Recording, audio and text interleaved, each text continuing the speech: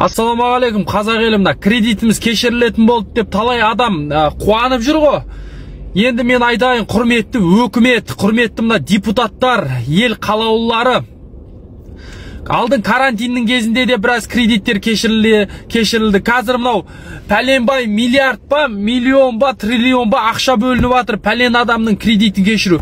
Бұл вообще кредит деген қаяқтан шығып жатқан проблема? Қайдан шығып жатқан проблема ол? Халық алады, кредитке батады. Неге? Өйткені бешеный процент, адамның ойына сыймайтын проценттер, 38%, 30% деген не деген сұмдық? Алға болашақ ана елге қараймыз, дамыған мемлекеттерге қараймыз дейміз да, біздің проценттеріміз неге сондай? Мына алдың 7 миллионға машина, бірақ 19 миллионға төлейсің. Әділеттілік қайда сонда? Құрметті президент мырза, егер каким-то образом осы видео сізге барып қалатын болса, пәленбай миллион халықтың кредитін жабу емес, сол мәселені тудыратын, мысалы анау, қалай айтсам болады, проблеманы шешу емес, проблема қайдан шығып атқанын шешіңіздерші, өтініш. Проблеманың шығып атқаны міне осыда. Ұялады, мысалы, менің туған өзім жездем менен әпкем ұялды, 7 миллион құйып, 15 миллионға ұялды, 7 миллион құйды жартысын, 7 миллион.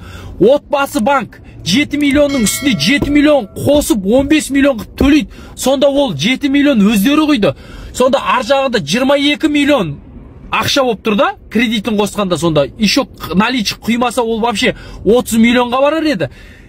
Сондай бұл проценттерді қайдан алады? Бұлар жүгенсіз кеткен жүгенсіздерші, бұларды реттеуге болмай ма? Сондағысы бір 10 банк и бір айландырған бір 5-6 компанияны ретке келтіре алмаймыз ба біз? Мен сенем жаңа Қазақстанға, мен барша арман жүрегімменен қалайым жаңа Қазақстан болып өзгеріс болған.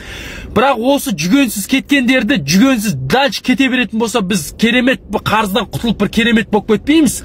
2%, 3% қой шетел. Болмаса, бұлар істеймаса, құрметті өкімет, шетелдік компания сондай банктерді кіргізсін, солар істейді 2%, 3%-пен.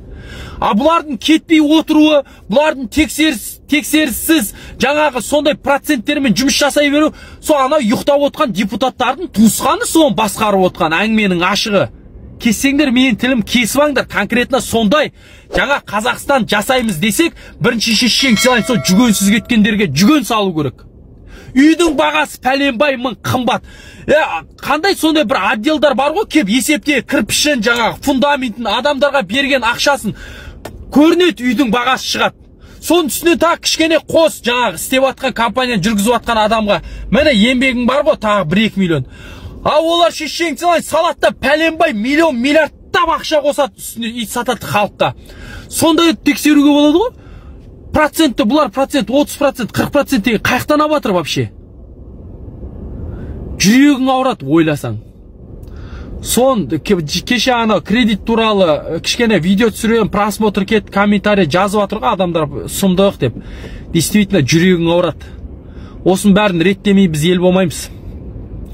Байлардың құтырған, секіп тоңып тұрған адамға үстінен қарап күлетін заман болды ғой осы.